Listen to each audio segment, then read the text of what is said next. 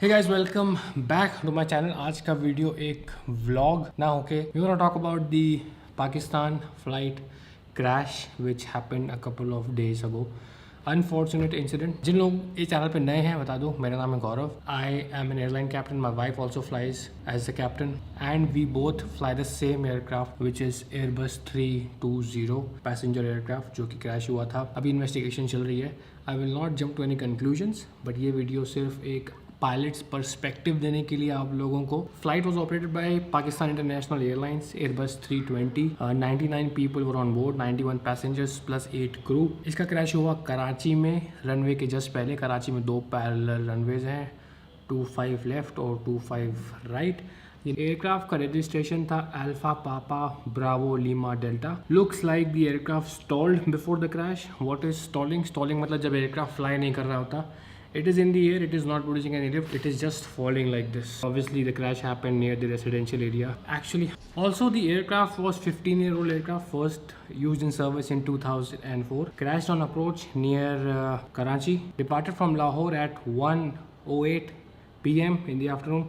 Was supposed to land in Karachi at 2:45 PM in the afternoon. जब crash हुआ उसके पहले पायलट ने बोला था कि उसकी पहली approach is going around, he wants to come back on another landing.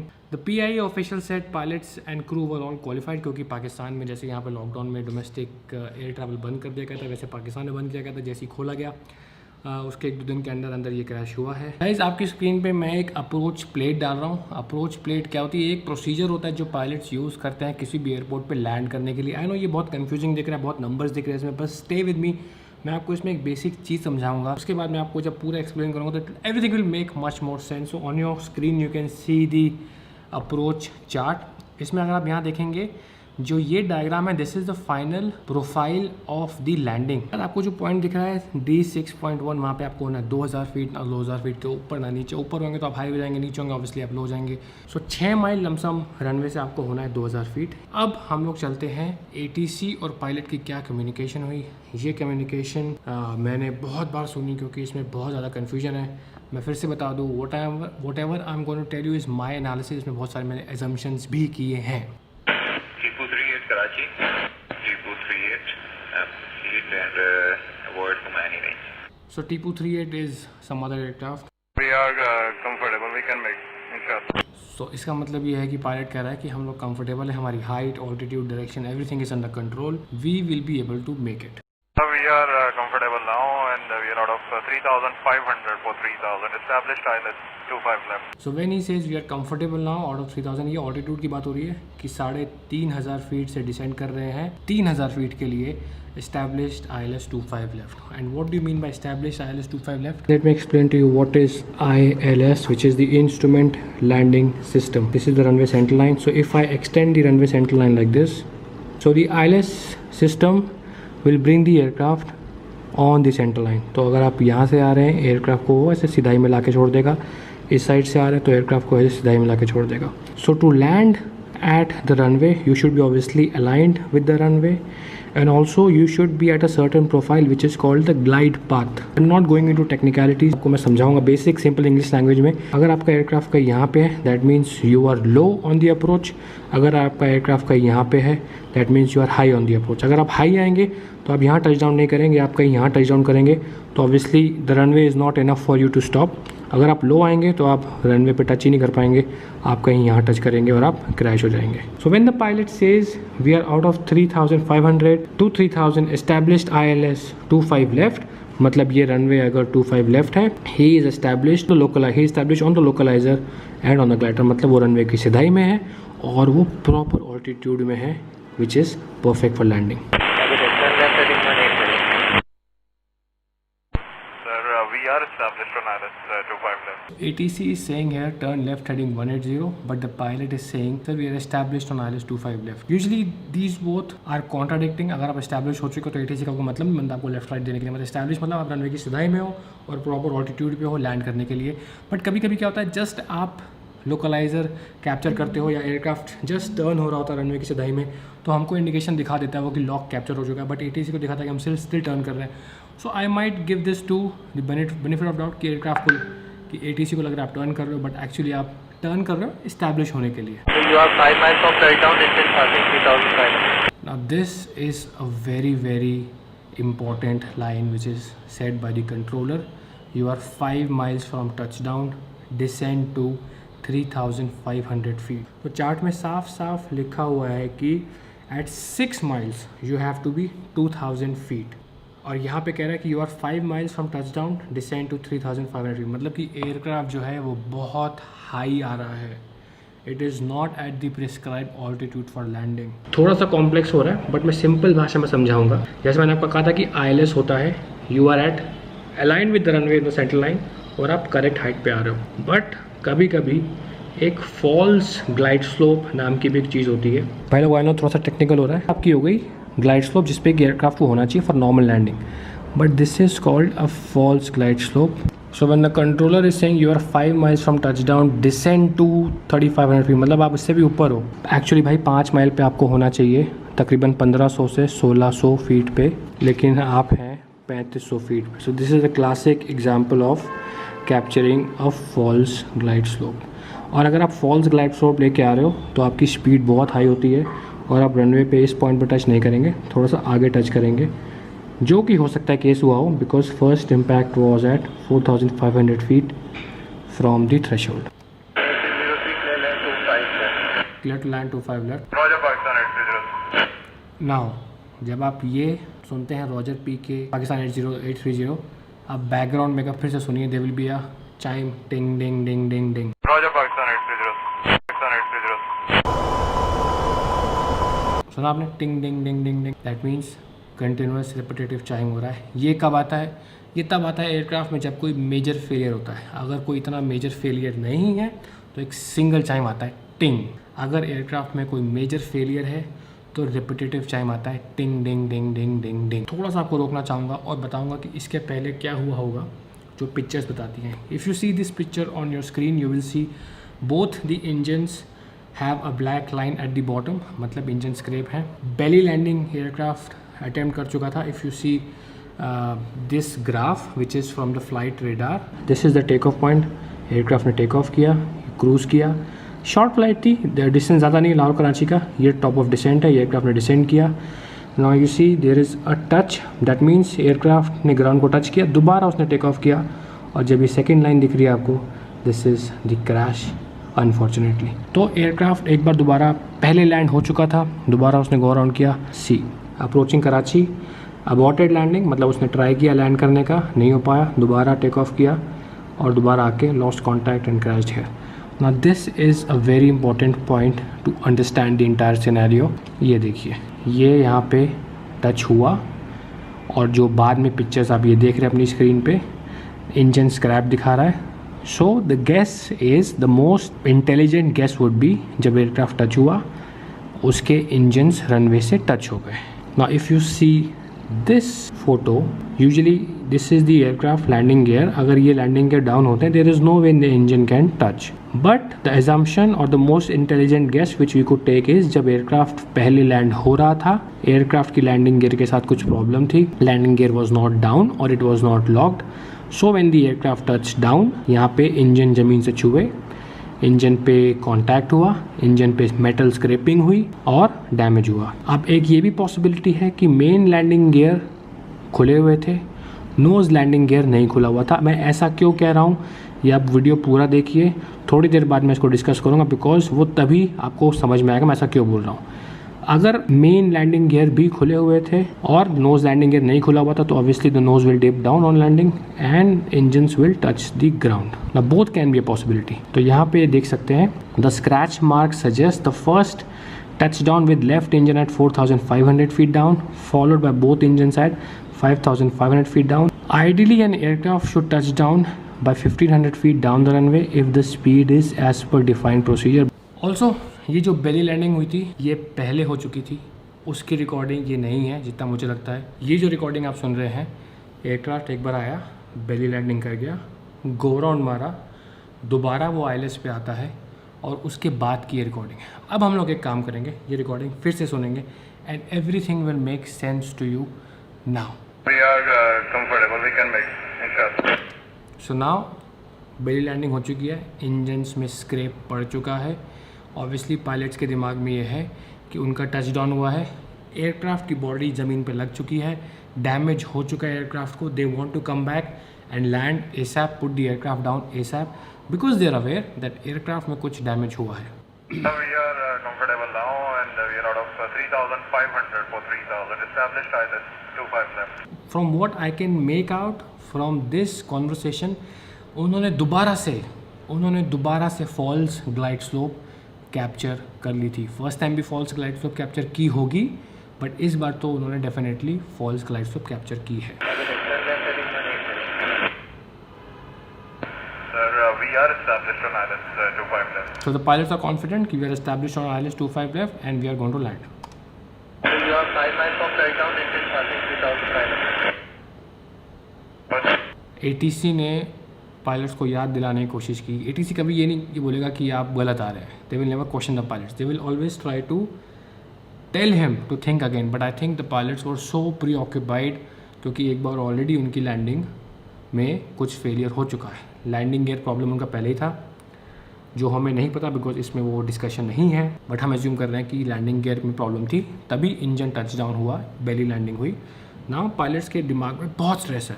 So as a pilot I always think कि 5 माइल में मुझे 1500 होना चाहिए, बट ATC कह रहे हैं कि मैं 3500 फीट हूँ, तो मैं बहुत हाई हूँ. That will click a bell in my head.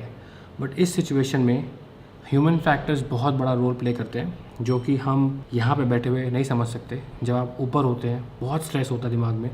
और आई एम श्योर जब ATC ने उनको बोला होगा, ये इन्फॉर्मेशन दी होगी, उन्होंने वो सुनी नहीं होगी, because they must be already preoccupied with lot of stuff happening in the cockpit and you are close to the ground, you are approaching the runway. बहुत कुछ चल रहा होता है and things are moving so fast. The first sense which you lose when you are under stress is your sense of hearing. मतलब आप cut off कर देते हो कुछ और सुनना, क्योंकि आप इतने प्री ऑक्यूपाइड होते हो. This is the first basic lesson of human factors in aviation. तो उन्होंने सुना, उन्होंने कहा रॉजर. उनको लगा ATC ने कुछ नॉर्मली बोला है, क्योंकि नॉर्मली ATC बोलता है 5 माइल पे ऑल्टीट्यूड है, हम लोग बोलते थे रॉजर. सो ATC ने उनको बोला you clear to land on runway 25 left. Roger, Pakistan 830. Roger Pakistan 8303 and background में ting ting ting ting ting. I will explain to you कि टिंग टिंग टिंग टिंग टिंग क्या हुआ हो सकता है. फर्स्ट लैंडिंग में इंजन स्क्रिप हुए, इंजन में डैमेज हुआ. अब वो लोग लैंडिंग करने आ रहे हैं. मेरे ख्याल से ये इंजन की वार्निंग थी कि इनकी इंजन में फायर हो गया है या तो इंजन फ्लेम आउट हो गया है, और दोनों इंजन सब काम करना बंद कर देते हैं इस पॉइंट पे, which is a very very scary situation for any pilot. 9878, contact Tehran 120.3 to 10. 303 going around. Okay, PK 8303 going around मतलब going around is a procedure when pilot opens full throttle, full power देते हैं वो engines में, engines full power produce करते हैं. अगर आप landing के लिए ऐसे आ रहे थे, आप you again gain altitude, you climb up and you come back for landing. अब इस केस में this is again my understanding, my guess with the limited amount of resources I have, कि जैसे ही उनको टिंग टिंग टिंग टिंग बजा, उन्होंने इंस्टिंक्टिवली पावर डाली और उन्होंने कहा कि हम ये अप्रोच नहीं कर रहे हैं, हम गो राउंड करेंगे और दोबारा लैंडिंग के लिए आएंगे. और यू मस्ट बी थिंकिंग कि दोनों इंजन्स अगर फेल हो रहे हैं तो वो ऐसा क्यों कर रहे हैं, देखते भी आगे. सो this is the instruction given by ATC कि आप दोबारा 3500 फीट क्लाइंब करें और वहाँ जाके हमें रिपोर्ट करें. Pakistan 8303, we would like to come again for ILS 25 left. Aircraft ने कहा कि हम दोबारा लैंडिंग के लिए आने की कोशिश करेंगे. We would like to come again for ILS 25 लेफ्ट. तो गाइस यहाँ पे आपको मैं एक और छोटा सा डायग्राम दिखाना चाहूँगा. This is the runway 25 left जहाँ पे एयरक्राफ्ट लैंडिंग के लिए आ रहा था. This is your north direction, south direction, east west, जो मैंने हेडिंग से दिया हुआ 270, 090, साउथ 180. ये एयरक्राफ्ट आ रहा था, इसने गो राउंड मारा. एयरक्राफ्ट ने कहा कि मुझे दोबारा ILS के लिए आना, मतलब मेरे को दोबारा आप वेक्टर करके यहाँ पे डाल दो कहीं, मान लो ये पेज बड़ा है तो कहीं यहाँ डाल दो ताकि मैं दोबारा यहाँ से आके लैंड कर सकूँ. ATC ने बोला टर्न लेफ्ट, क्योंकि ऑब्वियसली एयरक्राफ्ट का डायरेक्शन ये होगा, टर्न लेफ्ट हेडिंग 110. सो 110 कहाँ पे होगा, अगर 090 यहाँ पे है, 180 यहाँ पे, तो 110 कहीं यहीं पे होगा. तो ATC ने उसको कहा turn left heading 110. So this was the instruction. I hope diagram से थोड़ा ज़्यादा क्लियर हो गया होगा आपको. तो बेसिकली ATC का दिमाग में क्या चल रहा था, एयरक्राफ्ट को मैं यहाँ से घुमा के, तो if this is the extended centre line, यहाँ से घुमा के एयरक्राफ्ट को मैं यहाँ से लाके दोबारा उसको यहाँ डाल दूंगा इस डायरेक्शन में, ताकि वो लैंडिंग के लिए चला जाए। Turn left heading 110, climb 3000. Left heading confirm. From left heading 110, climb 3000. 110, climb 3000, Pakistan 86. 8303, you are jumping altitude. Very important line, ATC उसको बोलता है Pakistan 8303, you are dropping altitude 2000 feet.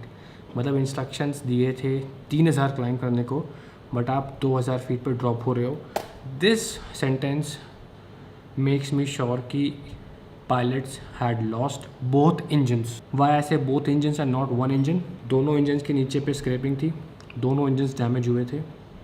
जब उन्होंने गो राउंड मारा, सो गो राउंड में क्या है गाइस, पूरी इंजन की पावर लगती है and engine runs at full capacity. अगर कुछ भी इसमें प्रॉब्लम है, ज़्यादा चांसेस हैं कुछ फेल होने के।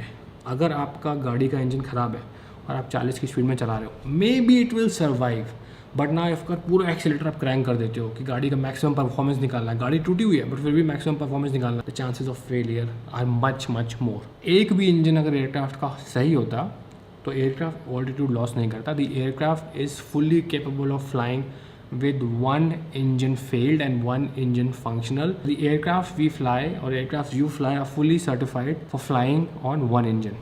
But यहाँ पे दोनों engine fail हो चुके हैं, इसीलिए the aircraft is dropping altitude. Sir, we have just give me 2000. So I think the pilots realized कि वो 3000 climb नहीं कर पाएंगे. He asked for a special instruction. Just I want to maintain 2000 feet. Maintain 2000 feet. 8303, more Charlie showing.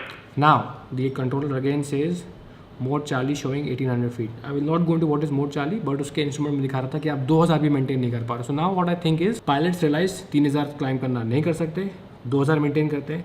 But now since they had lost or they were losing power on both the engines, हो सकता है धीरे धीरे boom boom boom boom boom boom करके power जा रही हो, they were not even able to maintain 2000 feet, और the aircraft was dropping altitude। अब वो 1800 फीट आ चुके थे, and this was a concern for the ATC, and they were constantly trying to tell pilots कि आप altitude lose कर रहे हो। Copied, sir. We are now maintaining, trying to maintain, sir. Copied, we are now maintaining, we are trying to maintain, not very confident. 8303 approach. Ji sir. Appears to be turning left. Inaudible in the transcript.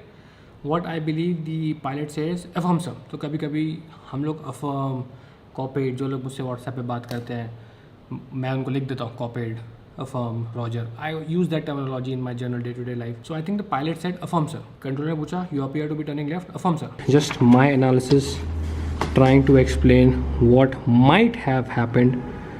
This was the runway. Aircraft कहीं यहाँ से आ रहा था, यहाँ पे उसने कहा कि मैं गो राउंड कर रहा हूँ, मैं लैंड नहीं कर पाऊँगा। एयरक्राफ्ट ATC ने कहा कि ओके टर्न लेफ्ट हेडिंग 110 ये थी, ठीक है। एयरक्राफ्ट ने कहा कि मैं 2000 मेंटेन करूँगा, उसने कहा 2000 भी नहीं कर पा रहा, फिर मैं 1800 पे गिर रहा हूँ। Now I think what the aircraft did was aircraft started turning in this direction. ATC ने उसको कहा था maintain heading 110, ATC wanted him to go in this direction. ATC का प्लान था कि थोड़ा यहाँ पे ले जाऊँगा, फिर दोबारा यहाँ टर्न देके उसको मैं इस पाथ पे डाल दूँगा, so that he becomes aligned with the runway to land. But what I think the pilots realized कि बॉस इंजन में पावर नहीं है, दोनों इंजन बोल चुके हैं मैं ये पाथ तो नहीं ले सकता किसी भी हाल में। Now pilots wanted to turn back to the runway as soon as possible, so he turned left like this. That's why the ATC said, sir, you appear to be turning left. Those are the very important words. Sir, you appear to be turning left, contrary to the ATC instructions. We'll proceeding direct, sir. We have lost engines. Now the pilot says we'll be proceeding direct. We have lost engines. What does he mean when he says we'll be proceeding direct? मतलब मैं यहाँ से turn करके यहाँ direct landing के लिए जा रहा हूँ। I don't want to do the whole ILS procedure which takes me out like this and this. I do not have time to complete this procedure. I'll be going direct like this for the landing. Confirm you are carrying on belly. Now this is also a very important statement when ATC says confirm you are carrying on belly landing. No, ATC का मतलब ही नहीं बनता है पूछने का कि भाई तुम belly land, तुम कुछ भी करो। ATC का मतलब ही नहीं बनता है पूछने का। Now why I think this was asked by the controller because इससे पहले जो लैंडिंग की थी उसने जहाँ पे इंजन स्क्रैप हुए थे वो एक belly landing थी। That's why the controller asked again confirm you are carrying on belly landing because अगर दोबारा से पहली लैंडिंग होती है तो फायर के चांस होते हैं, क्योंकि मेटल जब कंक्रीट से टकराएगा या एसफॉल्ट से टकराएगा फायर के चांस होते हैं। इंजन्स के ऊपर विंग्स होते हैं, विंग्स में फ्यूल होता है तो फायर एक्सप्लोड होने के चांस होते हैं। So the ATC has to prepare themselves with fire trucks and all the emergency services. They were preparing themselves. I think that's why they asked this question. Runway available to land at 25. Now when the ATC knew कि emergency हो चुकी है, he said runway available to land 25. Roger. Roger. Sir, Mayday, Mayday, Mayday, Pakistan 830. Now the pilot says Mayday, Mayday, Mayday. Mayday is an emergency call. That means now this is an emergency situation. और मेडे तभी आप announce करते हैं जब आपके दोनों engine चले जाएं। अगर आपका एक इंजन जाता है देन यू से pan pan pan, which is a urgency situation. Roger, sir. Both runways available to land. So when he says mayday, obviously this guy is the priority. He will stop all other traffic. अब ATC की priority है कि भाई इस बंदे को मैं land कराऊँ। वो सब कुछ बंद कर देगा एयरपोर्ट में, बस इस बंदे को उसको लैंड कराना है, उसकी प्रायोरिटी है। Tipu 38 Karachi. 38 Karachi. That was the last communication heard from Pakistan 8303. उसके बाद से कोई कांटेक्ट नहीं हुआ। There was a video which was shot by some cameras which you can see that when the aircraft is coming down, उसका rate of descent बहुत ज़्यादा है, उसका एंगल बहुत स्टीप है। जब आप देखेंगे एयरक्राफ्ट लैंड करते हैं इतना स्टीप एंगल नहीं होता, इतनी तेज़ी से वो नीचे नहीं आते। Obviously there is no power in the engine, that's why the aircraft is just falling off from the ground. एक और चीज़, जब दोनों इंजन फेल हुए, आप देखेंगे इस पिक्चर में एक चीज़ होती है RAT which is called the ram air turbine. When both engines fail, engines provide you power for flying, for thrust, and also they provide you lot of other functions like air conditioning, electricity, hydraulics. So जब सब कुछ fail हो जाता है, so the only last resort left with the aircraft is to extend a ram air turbine which is called the RAT. आप इसको simple भाषा में समझ सकते हैं, this is a mini engine which is the last hope. ये बहुत ही minimum electrical hydraulic power देता है एयरक्राफ्ट को, ताकि आपके पास कुछ तो रहे और आप मनूवर करके जहाज़ को लैंड करा सके। इस पॉइंट पे जब एयरक्राफ्ट टर्न कर रहा था लैंड करने के लिए, उसके पास दोनों इंजन्स नहीं थे। It was descending down fast because I think ये डिस्टेंस उसके लिए कवर करना बहुत मुश्किल था। And I believe the aircraft crash somewhere here in the model colony, which was a residential colony. Unfortunate incident which happened, both engine failure, loss of power। अगर एक भी इंजन होता तो वो डायरेक्ट पहुंच जाते। So that is my analysis, what I think। This was not easy for us to किसी conclusion पे नहीं आ रहा हूँ, ये आसान नहीं था, बहुत बार हमने टेप सुने। फिर एक बेस्ट गैस और एक बेस्ट एस्टिमेट जो मुझे लगा कि क्या हुआ होगा, मैंने वो रिक्रिएट करना चाहा अपने ऑडियंस के लिए, बिकॉज बहुत लोग एविएशन में इंटरेस्ट रखते हैं और बहुत लोगों को जानना होता है कि क्या हुआ। Will wait for the official investigation to come. इसमें टाइम लग जाएगा बहुत सारा। जब भी ऑफिशियल रिपोर्ट आएगी, कभी भी आएगी, I will try to tell you guys कि ऑफिशियली क्या हुआ था उस फ्लाइट में। So thank you for watching this video and rest in peace to everyone on that flight PK 8303। और also जाते जाते एक रिक्वेस्ट, comment section में please be a little sensitive and please be a little generous because a lot of people lost their lives. I don't want you guys to type anything which people might not like. So yeah, thank you for watching this video। कल से regular blog अपना। Thank you.